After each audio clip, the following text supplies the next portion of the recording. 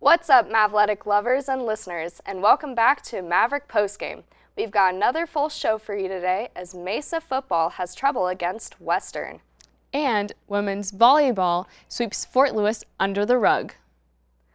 Not to mention another interview with Tremaine Jackson in this week's episode of Coach's Corner. Plus, a last-second shot for women's soccer. And men's basketball prepares for the regular season. All of that and so much more as we move ahead into this recap-packed episode of Maverick Postgame. So, with that being said, I'm your host, Grace Metcalf. And I'm Estrella. Let's get into all the game-breaking stats, off-the-wall wins, heartbreaking losses, and in-depth analysis of our CMU athletics. Roll it.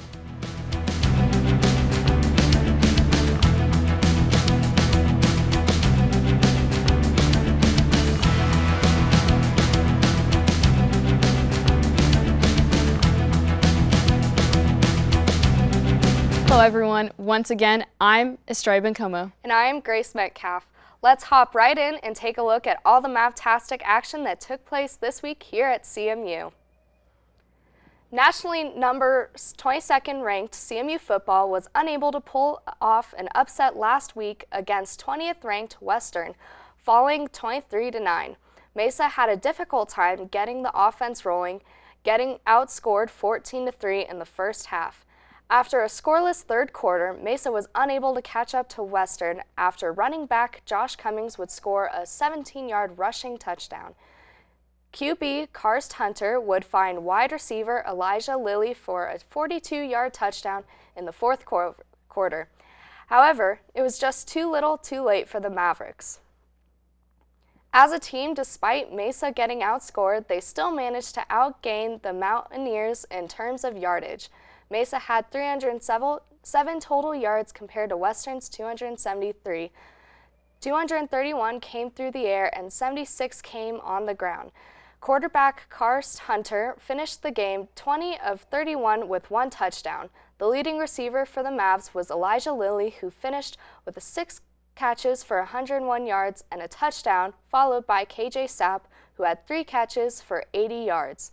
The Mavs will move ahead into their potential final home game of the year against Black Hills State this Saturday.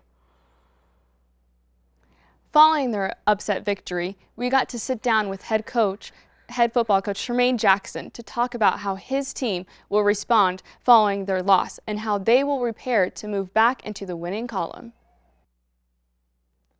Hello everyone, and welcome back to Coach's Corner. Once again, I'm joined by Tremaine Jackson, the head football coach here at CMU. Coach, thank you so much for joining me. Glad to be here, Justin, as always. I'm super happy to have you. And just moving forward into talking about your game against Western, you guys lost 23-9. What do you believe was the biggest factor in this loss? Yeah, we just didn't play well. I don't think we traveled very well. I think our trip was kind of iffy, and so we didn't play well because of it, and I did a bad job of getting us prepared, so we've got to get that corrected.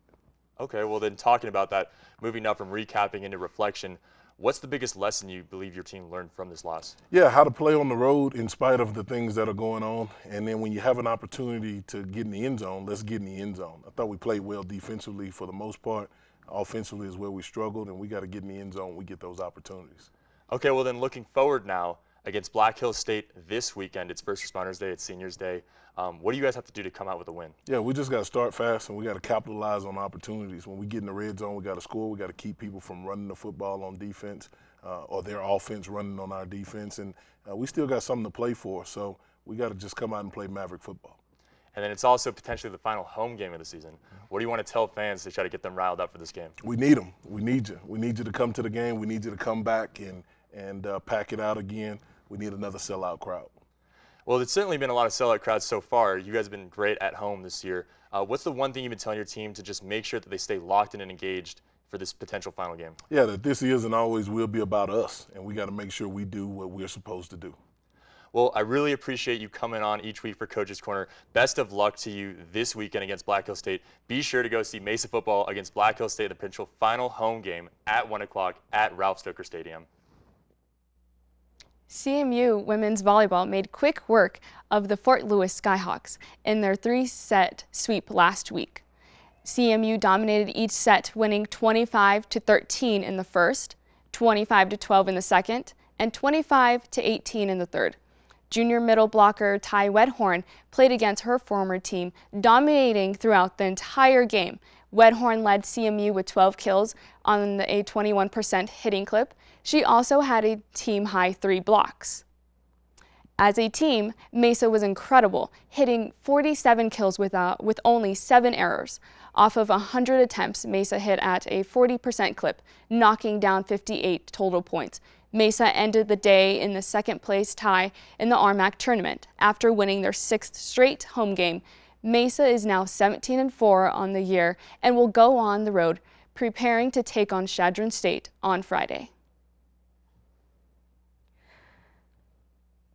In women's soccer team came up clutch in their game against Adams State last week. After the game had been tied for the majority at 1-1, Sydney Hathaway came in to save the day at the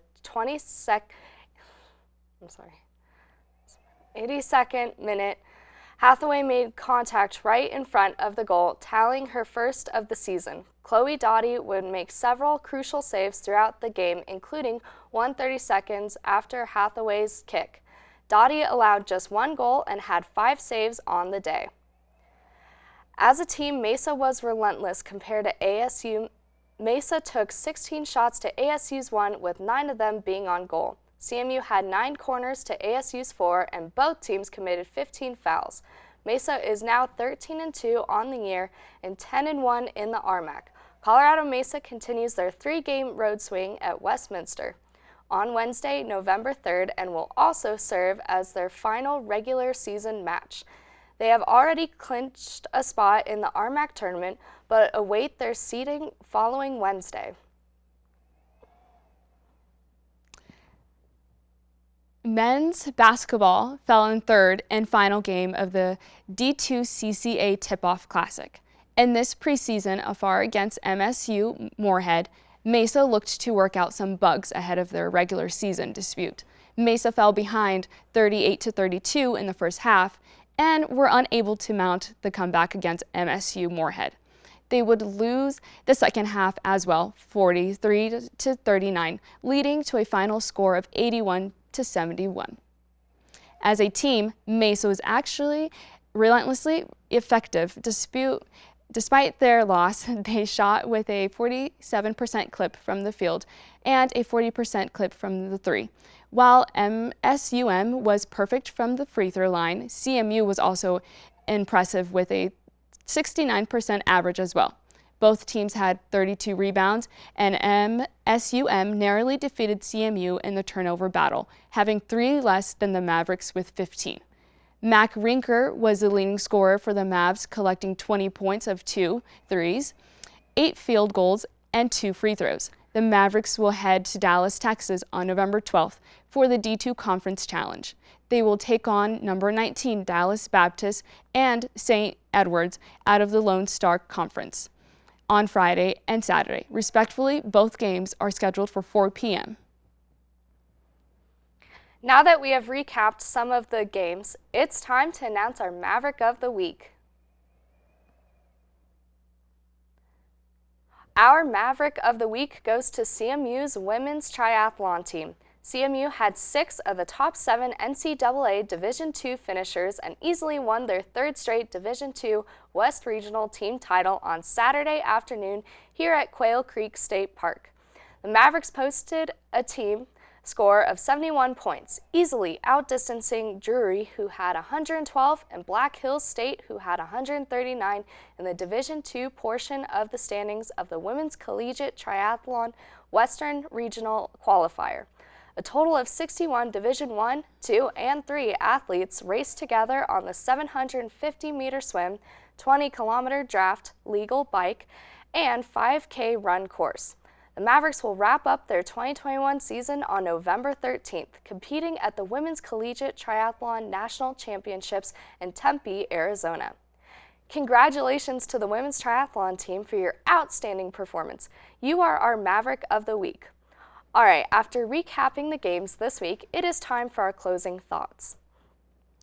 My closing thoughts are on how excited I am for CMU basketball to be coming back. Both men and women's team have been RMAC champs at some point during the past 2 seasons, and I could not be more thrilled to see what they have in store for us this year. A lot of young players contributed to those championships teams, and now they are older, more refined, and the leaders, which could bode very well for us this season. Put it on the record now that I am prepared for another CMU championship this season. You are certainly right about that. The CMU basketball teams have been great, and I can't wait to be back in the stands rooting with all the people of CMU real soon. My closing thought is about how sad I am that CMU football season may be coming to a close soon. It's not guaranteed whether or not this will be the final home game of the year, as Mesa still has a chance to make the playoffs. It just depends on certain teams winning and certain teams losing to help make that happen. Regardless, Mesa football has been so much fun to watch this year, and I am not ready to say goodbye. Tremaine Jackson and his coaching staff have done a phenomenal job of changing the culture of the team and getting them ready for a potential championship run, and the RMAC better hope that we don't get in, because if we do, we're going to make the rest of the league very sorry. Well, now that we have wrapped up all the action from this week and given our closing thoughts, it is time to close the show. Thank you so much, everyone, for joining this week's episode of Maverick Postgame. I'm your host, Grace Metcalf. And I'm Estrella Bencomo. We'll catch you next week on an all-new recap-packed episode of Maverick Postgame. Stay safe, Mavs, study hard, go to a game or two, and of course, have yourselves a Mesa amazing day.